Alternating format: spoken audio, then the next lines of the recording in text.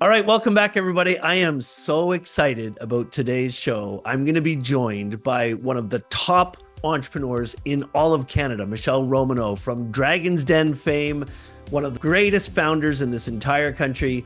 And we're going to dig into the biggest things she's learned listening to hundreds of pitches on Dragon's Den. And we're going to get started right after this. Hey, my name's Ken, and I'm a real estate investor. I want to welcome you to the No Money Real Estate Podcast. On this show, I'm going to interview elite level real estate investors from all over North America. And I'm going to help you to see one thing that all successful real estate investors have in common. They built their portfolios without using a dime of their own money. I've got a portfolio of $300 million in real estate. That includes resorts, apartment buildings, commercial buildings, and I built the entire portfolio without using a dime of my own money. Real estate is a business that anybody can get into, but the strategies that those tight real estate investors use to build massive portfolios have been kept secret for decades. Now, because of this show, I'm going to reveal them to you. So let's get started. All right, we're back again, and I've got my dear friend, Michele Romanow. How you doing, Michele?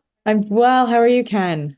Doing fantastic. Listen, I'm really excited to be here with you right now. And we were texting back and forth about doing this little session. Yeah. And we bounced around a lot of ideas, but I couldn't help but think, how many pitches do you think you've actually reviewed on Dragon's Den over the years? So every year it's between 100 and 200. And I've been on the show for more than a decade. So we're talking about like 1,000+ pitches. Plus, I see probably an equal number of pitches not on Dragon's Den. So, I mean, I've seen like thousands and thousands of pitches. I've kind of seen everything in the gamut over time. So I can probably give you some good tips about. That's what I was thinking. And I pitch. More importantly, I pitched myself. Like I spent like 2 decades of my career building businesses where I had to pitch. So I kind of get it from both sides.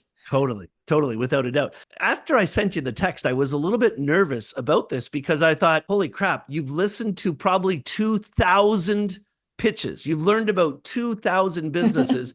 How could you possibly pull just a couple points out of that? You know what I mean? Like, yeah.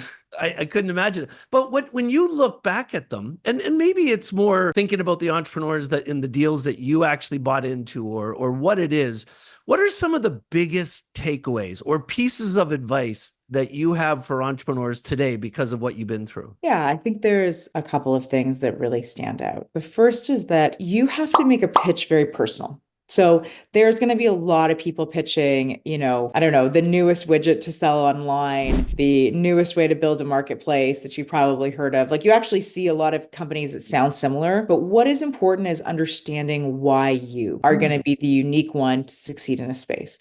So, there was a very important part of the Clearco story that was a why me, right? I wasn't from the finance industry. I was self-funded for the first 8 years of my career. No one would give me $1. So I understood actually firsthand how difficult fundraising was. I understood what someone should be looking at if they wanted to see the metrics of my business. And I had a very powerful story about PayPal taking a personal guarantee that I didn't know about very early on. So I had a lot of personal motivation to solve the problem. I had a great story about how I'd seen so many pitches on Dragon's Den that were needing to raise capital for ad spend and inventory for e-commerce companies. And so Sure. All of that put together, I think made my pitch very compelling. People not only remembered the idea, they remembered what I would succeed in that idea. Because half the pitch is making sure someone knows that the idea is going to work. The other half is really backing the founder. And so being really personal, not like over revealing things. That kind of sounds like the wrong thing, but it's someone has to leave the pitch and they have to be like, I don't know, that she's just going to make it happen. And so you need to tell the stories to get that level of connection with I mean, I don't want to trivialize what you're saying, but it almost reminds me of all the sales training I've done for companies over the years where I say people don't buy the product, they buy you. Is that really what you're getting at? The buying the product is like the checking off the boxes, right? Everyone needs to understand why the numbers work, why it's a good market, all the parts of that business plan.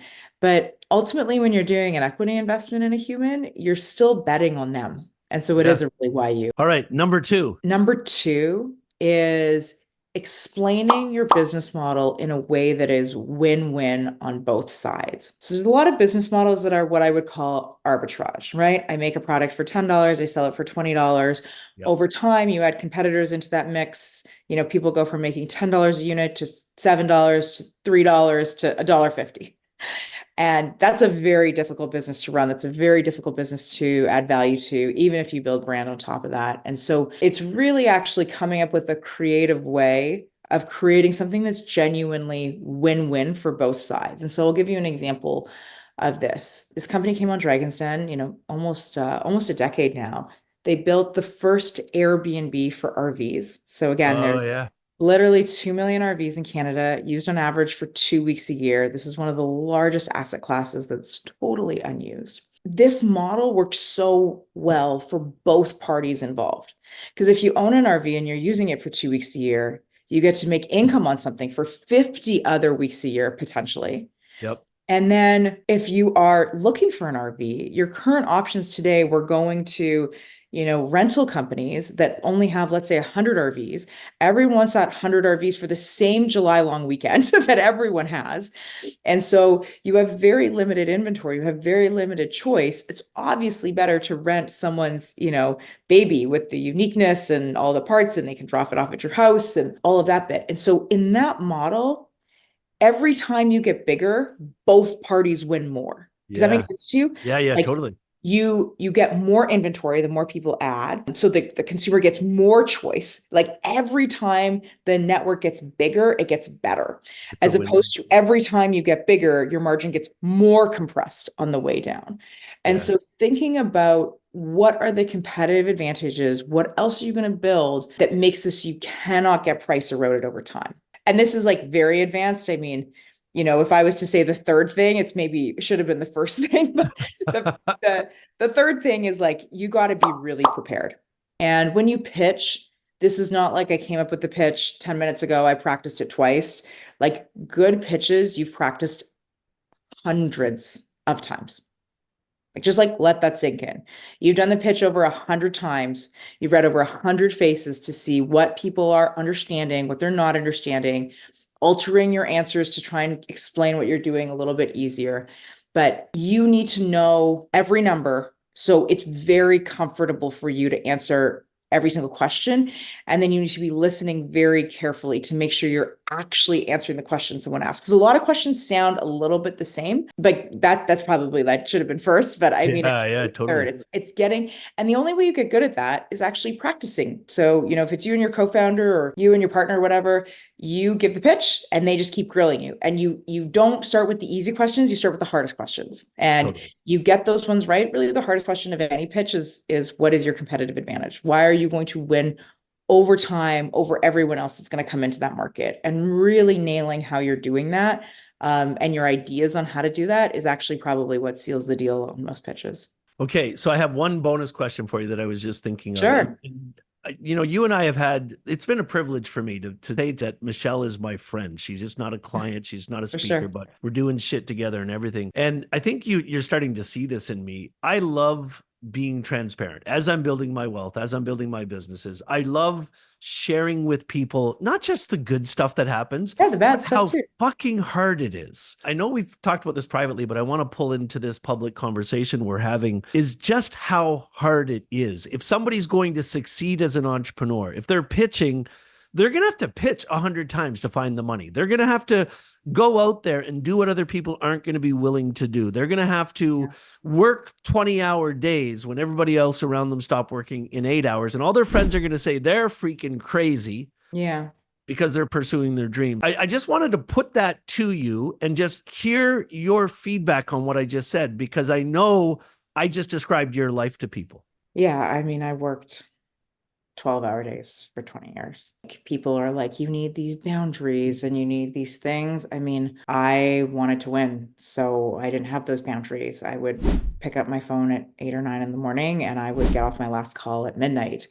And I wouldn't drive people crazy. Like I would be very good. I believe in taking time off when you have time off, but I don't think most people understand that when you want to accomplish something great in business, a great deal, a great partnership, closing a big deal, you got to sprint. And sprinting means you don't get to do much else. Like, you're not cooking dinner that night. You're not doing a lot of other things. You're outsourcing pieces of that.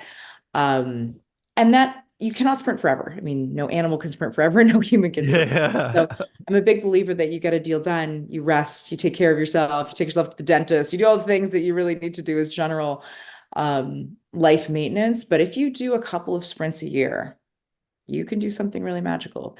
But it's a game. And look, the more you like your work, the easier it is to work. I think that the other extraordinary privilege of being an entrepreneur is you get to choose who you work with.